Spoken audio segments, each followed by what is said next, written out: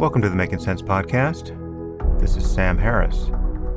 Just a note to say that if you're hearing this, you are not currently on our subscriber feed and will only be hearing the first part of this conversation. In order to access full episodes of the Making Sense podcast, you'll need to subscribe at samharris.org. There you'll find our private RSS feed to add to your favorite podcatcher, along with other subscriber-only content. We don't run ads on the podcast, and therefore it's made possible entirely through the support of our subscribers. So if you enjoy what we're doing here, please consider becoming one.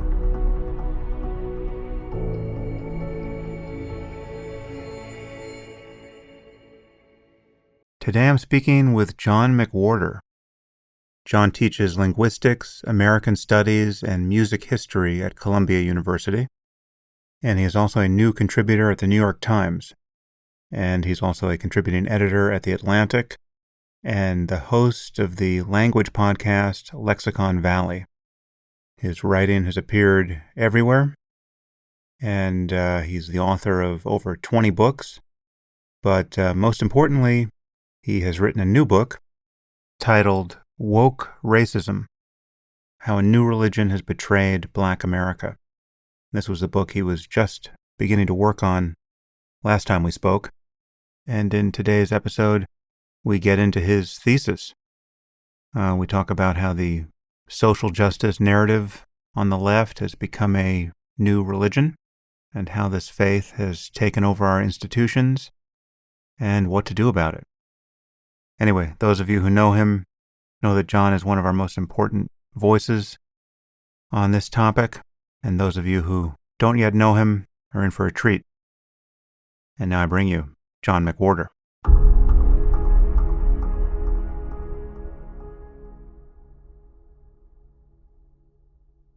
I am back with John McWhorter.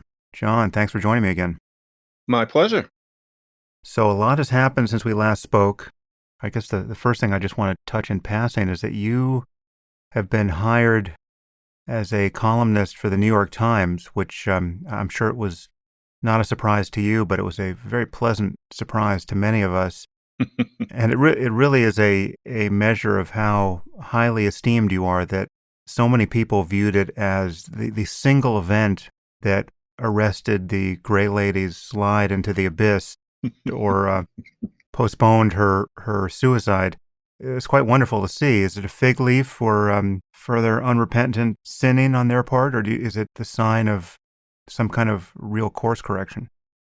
Well, I actually was quite surprised because I am much less targeted and ambitious than I think a lot of people have reason to know. And the last thing I expected when we spoke, or even 10 seconds before I got their email, was that the New York Times would ever want me on a regular basis. And I haven't been, I haven't been blackballed by them in any way. I've had, plenty of things to write for them, but I never thought that anything would be regular. And as far as I can see, the truth is that the more you dig into those hideous things that happened at the Times, particularly in 2020, as with all of these things with what the people I call the elect, it's not the majority feeling at the Times. It's a certain cadre of people who exert a disproportionate effect because everybody's afraid of being called names. Yeah. And I think that was going on a lot at the Times, and that then there was a kind of a reckoning. That's my sense of it. And so I think that it's not just me. I think other things will be happening. And perhaps some of this is that we're coming out of the pandemic and that none of us saw the extremity that was coming. But yeah, I was quite surprised. It isn't something that I cultivated, and I did not walk around thinking of myself as Times material. And it's been quite a challenge, but better than being bored. Yeah, well, it's great to see, and I just wish you the best of luck there. Thank you. We certainly need the Times, and we need you to have as prominent a platform as you can find, and that's certainly one of the best remaining in journalism. And also, I want to inject very quickly that I have not felt at all muzzled by the Times, some people ask, nor when I say something leftish am I trying to cater to them, as some people on social media seem to think. I'm just saying the things that I really believe, and so far I have no tales to tell. It's all been working out very nicely. Right. Well, if your new book is any indication, you are as yet unmuzzled. So I should announce this book properly. This is a book that I think we probably discussed in our last podcast, because you were beginning It to was write it coming. then. Yeah. Yeah. And this is the book that the world has been waiting for. This is the book that can be really taken in hand like a hammer and hurled at that increasingly grotesque edifice of moral confusion that is now looming over everything. And that book is Woke Racism: How a New Religion Has Betrayed Black America. And I must say, I just got the book, and so I read it over the last 2 days. It's a book that can certainly be comfortably read in a day or two, Good. which is really a strength. I'm happy you did not write a No 500-page book. tomes. Yeah, Exactly. Yeah. I think you kept our friend Steven Pinker at some distance during this process because his books With his are 500-page books. That's right. famously doorstoppish. But let's start with this claim to be confronting a religion, which it's a framing that some people will chafe at. And I want to read something you say about midway through the book, which frames this nicely. America's sense of what it is to be intellectual, moral, or artistic, what it is to educate a child, what it is to foster justice, what it is to express oneself properly, and what it is to be a nation, is being refounded upon a religion. And I really don't think that overstates it. And so I want us to deal at the outset with any concern that really you're strawmanning the situation or exaggerating it. There's one more thing you say a few paragraphs down. The problem is that on matters of societal procedure and priorities, the adherents of this religion, true to the very nature of religion, cannot be reasoned with. They are, in this sense, medievals with lattes. So, which is certainly amusing. So there's two claims here. There's the claim that we're dealing with a religion with all of the invidious irrationality implied. I mean, so one problem with this framing possibly is that so many people think religion is a good thing and a necessary thing, and so what's wrong with having a religion? And so this is not really the sense in which you're using it. It's all of the unreasoning, dogmatic, intolerant, and the fake meaning derived of living in that way that you're targeting here. But you're also saying that because it has gotten to this point, because it is in fact so uncoupled from real processes of reasoning, these people can't be argued with, and that we just simply have to figure out how to get around them. And so that's kind of a twin claim that I want you to address at the outset, because it's going to bump some people. Mm-hmm. Yeah, it's a really interesting thing because I think a lot of people are under the impression that the question we're supposed to be asking is how can we reason with the kind of person who comes from the hyper woke left and is asking us to do things that don't make any sense and even possibly hurt people? How can we make them open to diversities of opinion? How can we make them see that their ideas aren't the only legitimate ones in terms of our general discourse? And my claim really is, and this is not me beating my chest. This is not me speaking from frustration. It's me thinking very calmly. People cannot be reasoned with on, for example, race when it comes to issues like that. And I mean white people as much as black people. And the truth is, woke racism is written mainly to white people. This is one where I'm going to make white people mad as opposed to black people, because they are the ones who are falling for this sort of thing and thinking of it as good. But you can't reason with people on race with these issues any more than you can convince somebody that Jesus doesn't love them if they've come to believe that. I think we waste energy supposing that quoting John Stuart Mill at these people and hoping we can have some sort of situation where we meet them halfway. It's simply not possible. And I've tried to speak to enough of these people. I've observed them. There's nothing to be done. And so the issue is, how do we exist gracefully among them? How do we keep them from making us dance to their tune? They won't change. The world is going to be imperfect in that regard, as in so very many others. The religious point is going to irritate a lot of people. And I can understand that because, for one, I am an atheist, and that seems to have gotten around. And I do have a certain impatience with religious belief, and that seems to have gotten around, and I think people can smell it on me.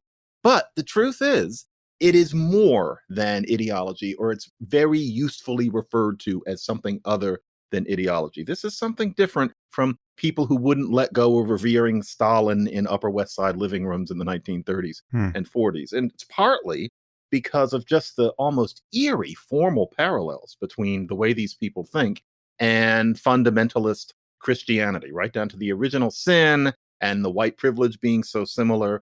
And also, there is the fervency of it. There's the sense that if you don't agree, it's not that you're going to argue with somebody over your martini. That was, the Stalinists back in the 30s and 40s. Lillian Hellman yelling up into your face. That was one thing. It's another thing, though, for people to treat people who don't think like them on these issues as heretics and feel that they can't be in the same room with them, that they need to lose their jobs, that people need to be defenestrated for not going along with the ideology. That is what we associate with one of the seamiest and saddest aspects of religion. I actually think, okay, maybe if it were a religion that really were uplifting Black people and people were doing this for reasons that didn't always follow logic from A to B to C, but it worked, okay, that'd be fine. The problem is that this is a shitty religion. It's a really unfortunate religion that we're seeing emerge. And the people in question genuinely don't know it. We have to know it. Yeah. I've been using the term cult to convey all of the denigration of this style of thinking and organizing without confusing anyone for whom the term religion would be positively valenced. Right. But I mean, the one thing that cult loses, because cult is just for virtually everyone is intrinsically pejorative. What it loses that religion captures is the fact that this is now so widespread that it really is, though it is a minority of true believers, we're talking about a lot of people. It's a very large cult or a small religion. And there is something, we'll talk about the various flavors of insincerity that can be found here, but there is something sincere and pure about the psychological effect of being galvanized in this way. Definitely. I mean, people are really finding purpose in just throwing over everything in subservience to this new catechism. It feels good. You can see that it's giving them endorphins. It's giving them a sense of purpose. It gives them a sense of being ahead of the curve. Don't we all like that? It gives them a sense of belonging. You have a crowd of people who think in this way. It's a minority of people, but that means that you have a sense of being special. And there's a glow about these people in many cases. The religious part captures that. Cult sounds menacing. Cult, and you're thinking of something that went on in Guyana.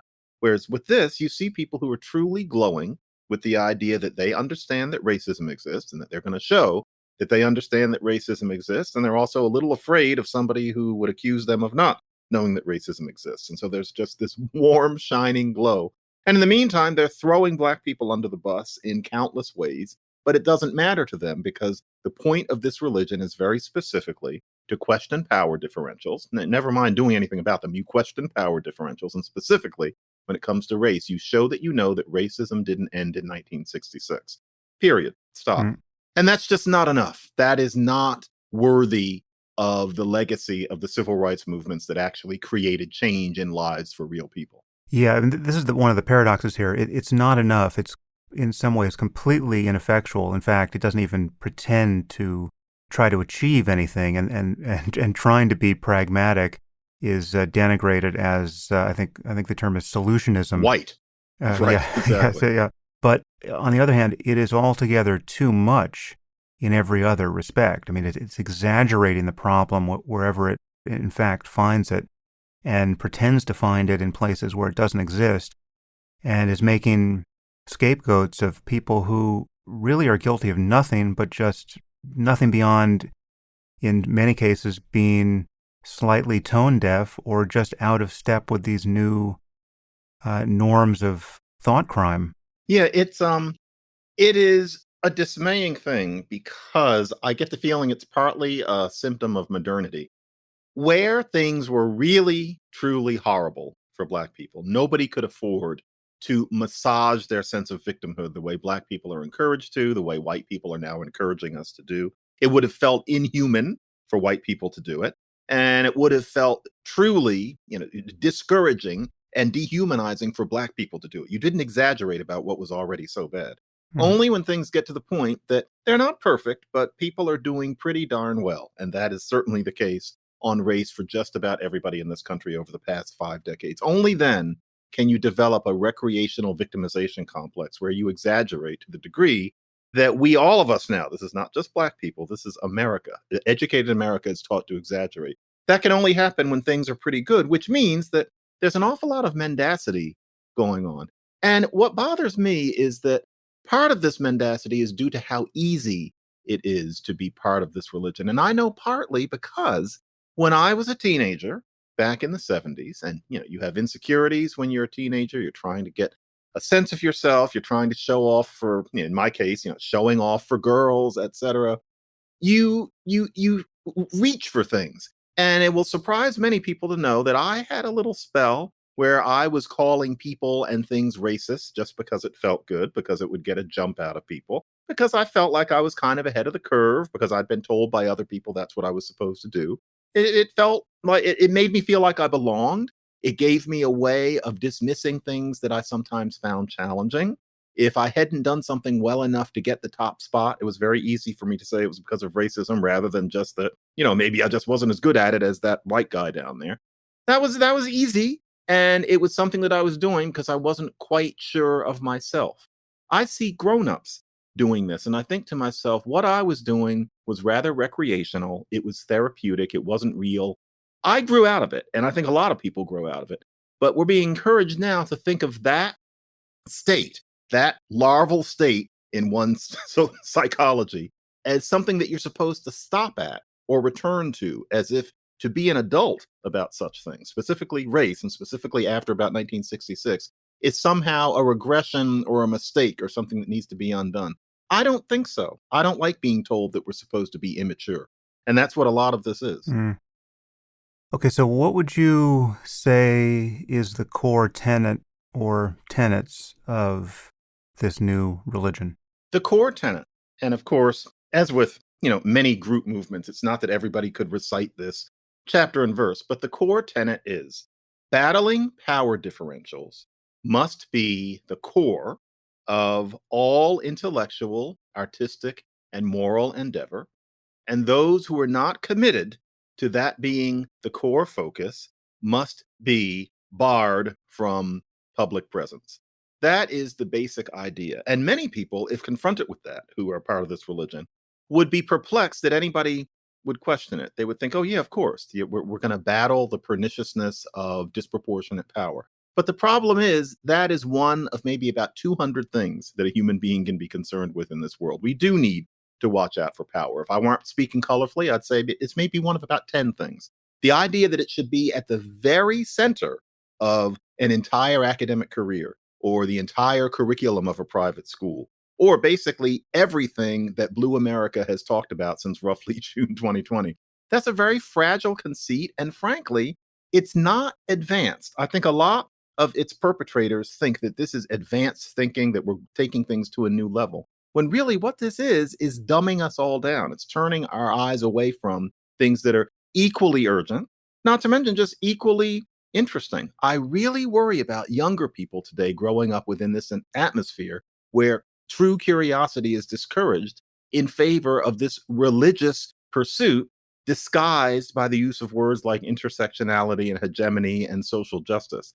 It's really returning us to roughly 1250 in France, what an intellectual was then. There were only certain things you could intellect about. You feel almost sorry for Thomas Aquinas, for example, because you wish that he could open up more with all of that brilliance. We're now back to that, except because it's called intersectionality, it's supposed to be sophisticated.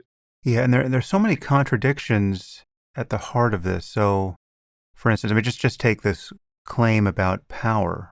There's so many contexts now where power has effectively been flipped. So to be a cisgendered white guy is not to have the power of status and the leverage of persuasion. I mean, I was recently at a conference and was speaking to someone who worked for a very prominent media tech property that I won't name, but she was high up at the organization, and she said to me, actually confided in me under the brackets of confidentiality that, her son was graduating college, and the idea of of hiring him or anyone like him at this company now was unthinkable. I mean, just the kid would have to be the next Claude Shannon to be Exactly. considered, right? She openly said this to you privately. She openly said this to me privately and openly said that this could not be divulged in any way that could reveal who or what I'm talking about. And I would allege, I'm sure I've said something similar in previous podcasts, that there's probably not, this will sound like hyperbole, but I would bet a fair amount of money that it isn't. There's probably not a single desirable organization in this country now. Company, educational institution, nonprofit, where a black applicant to be a student or to be an employee would be at a disadvantage now. Given equivalent qualifications, a black applicant would be positively advantaged. And in the top 10% of every organization, and extend this to media, journalism. That's safe to say. Everywhere. Yeah. Right. I can't think of any exception to that, definitely. And the thing is, it's funny. I don't consider myself a conservative, but I find myself yearning for roughly 2010 these days. It's not as if this new version of equity where a white male is truly disadvantaged. It's not a matter of the controversy over affirmative action 25 and 30 years ago where you can prove that white people weren't really disadvantaged, but it really is the case that a white boy is going to be severely disadvantaged on the job market just because he is not a pretty color and hiring him is not anti-racist. That is something new. And I think really we had gotten to the point before, say, June 2020, where any civilized person, any civilized organization had its eye out for people who were not white men. That message seemed to have gotten through to a major point, to the point that, some white men were already complaining. But what we're doing now is going back to what in 1966 was called tokenism. That was considered one of the nastiest things you could say about a hiring policy, that it was tokenism. Now, suddenly that's archaic. And if you ask people what the difference is between now and the tokenism that they talked about on All in the Family and the Jeffersons, well, they look over your shoulder and they tell you it's complicated, but it's not.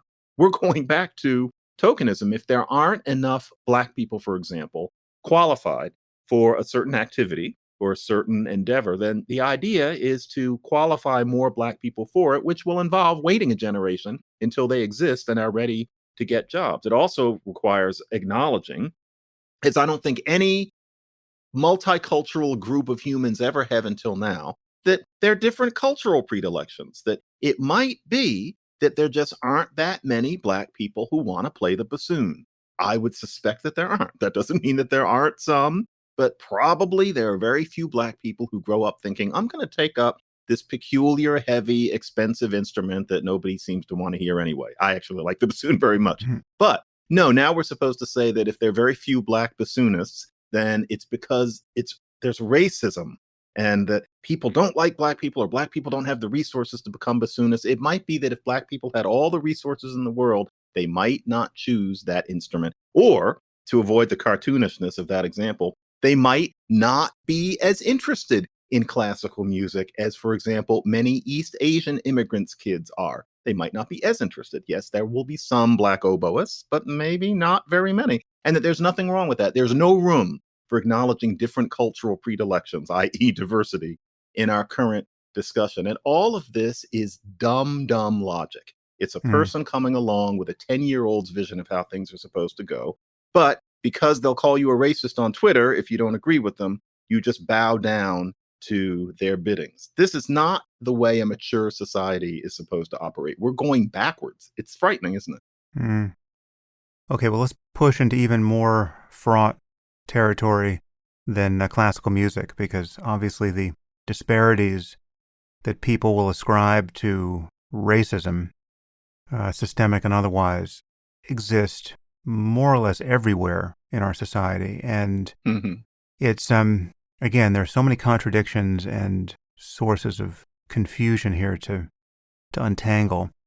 First, the caveat that perhaps I should have issued at the beginning, although, it truly should be superfluous. The caveat is, obviously, we are coming from a history of truly odious racism that cannot be denied. And Hmm. it is not in the lifetime of any person listening to this podcast where that has been effectively denied by sane, educated people, right? I mean, we're Hmm. climbing out of the darkness, Hmm. but we have climbed quite a ways.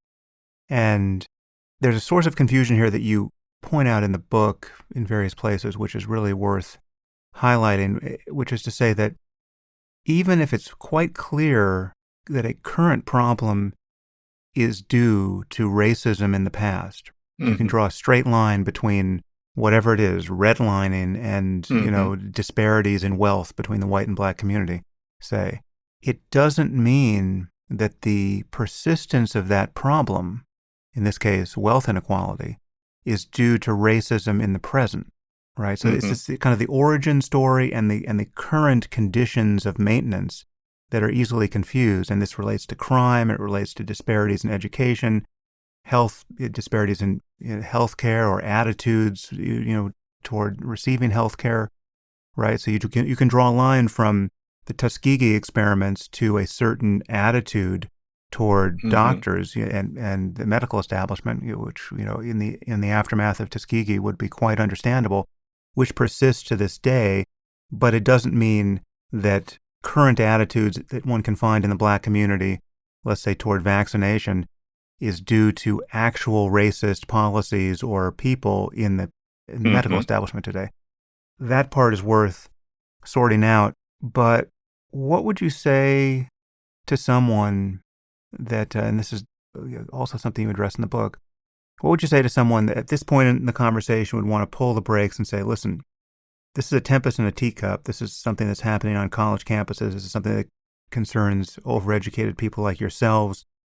A white guy like me just doesn't like to be inconvenienced in having to pick his words carefully in conversations like this or in any other context. In some sense, this is all a species of white privilege or Hmm. elitism. And what should really be addressed is the looming problem on the other side of the circus here, which is real racism, a real burgeoning movement of something like white supremacy, Hmm. in the aftermath of Trump. We've got QAnon and we've got people storming the Capitol. We don't have our priorities straight. Yeah, that's an interesting thing that I've heard from many people. And the answer to that is, what institutions are those people taking over? And I've noticed that there is a debate team trick where people then pretend that the question is, what institutions are people of conservative politics taking over? And of course, you could talk about a little thing called the Supreme Court, etc. But the issue is, what about these people, with their fists bared and their Confederate flags, running up the steps? What institutions are they taking over? There are more such people than there were 10 minutes ago. Yes, social media has a way of taking care of that. But what are they spreading their tendrils into? Because what's going on the left is that entire institutions of learning and thinking and justice and art are being turned completely upside down. And the idea that that doesn't matter, that that's just a bunch of white men complaining, is anti intellectual. It's know nothing. And it frankly is a symptom of the traditional anti intellectualism of America. I think nobody in France, at least publicly, would ask that question if institutions were being threatened in that way. And then there was also, say, Le Pen and his friends on the Mm. right. These things do matter. And as far as the whole systemic racism argument, the idea that if you see a disparity, it's due to racism, that you apply the sentence, it's racism, is extremely elementary. And until about 10 minutes ago, it was something that you heard from a kind of fringe left professor or community activist. And you always knew that it was a little bit, it was kind of a bloviation. You didn't take it completely seriously. And I think this was true of a great many people, black and white, including people left of center. But everybody has always known what a grievous oversimplification that is of the way a society works. And yet, when it comes to race, we're encouraged, especially today, to pretend that that makes sense and to anoint the people who put it forth as brilliant. I remember way back in 2010, for example, I remember talking to a black reporter. This person was not and is not especially famous. If I said the person's name, it wouldn't help, and I'm not going to give the name. Mm. But we were talking about racism, and she was not a fan of mine. She had been assigned to interview me, but I could tell that she, thought of me as this, this reactionary right winger, as a lot of people like her tended to think back then more than they do now. But we're keeping everything civil.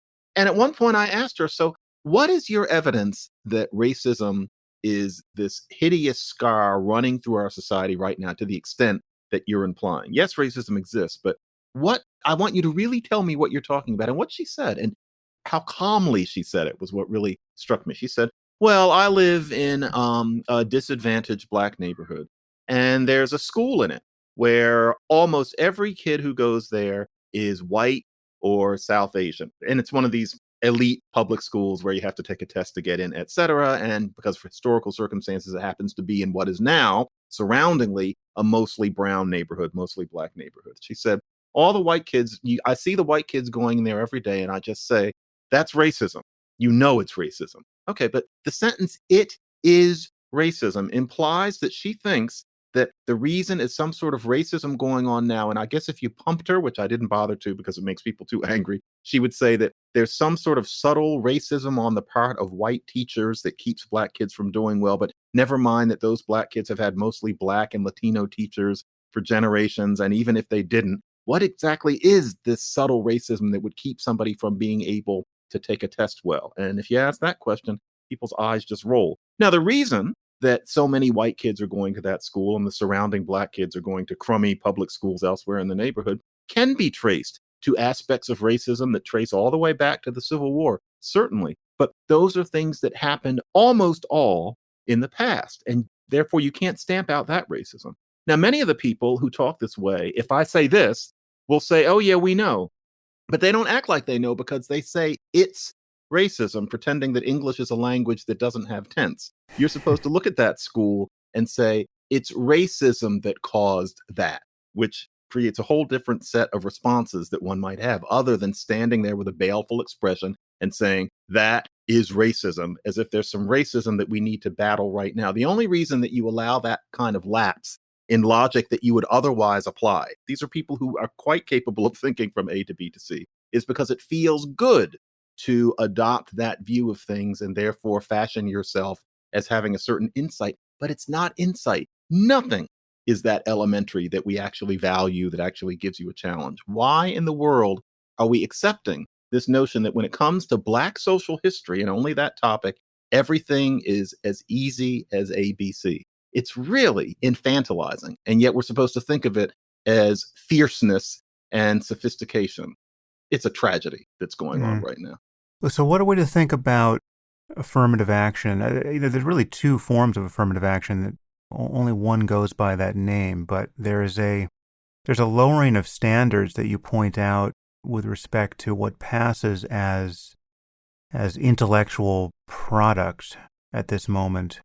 If your skin is of the right color, or if you're from the right victimized identity group, right? So you can be flagrantly irrational and really contemptuous of reason, explicitly so, and get applauded for it if you're someone like Ibram Kendi. I mean, I don't know if you ever saw Kendi asked to define racism. I think he was at the Aspen Ideas Sam, Festival. I tweeted that out because I consider that to be an emblematic minute of our times. Yes. Yeah. Exactly. I mean, so I can only imagine what would have happened to me had I been on that stage asked to define anything, having performed in that way. It's just, you would have been eviscerated. It's just unthinkable. Yeah. And yet this is, in that crowd, it's almost a spiritual accomplishment to be able to be satisfied with that kind of, literally. It's not even pablum, it's not even tautology. It's just, it really is just a fuck you to the standards of argumentation that would be applied to anyone else. So it should be infuriating to people that it has this much leverage in our culture now. It's impossible to exaggerate. Certainly in cities, right? Certainly, if you live in New York. If you'd like to continue listening to this conversation, you'll need to subscribe at samharris.org. Once you do, you'll get access to all full-length episodes of the Making Sense podcast, along with other subscriber-only content, including bonus episodes and AMAs and the conversations I've been having on the Waking Up app. The Making Sense podcast is ad-free and relies entirely on listener support, and you can subscribe now at samharris.org.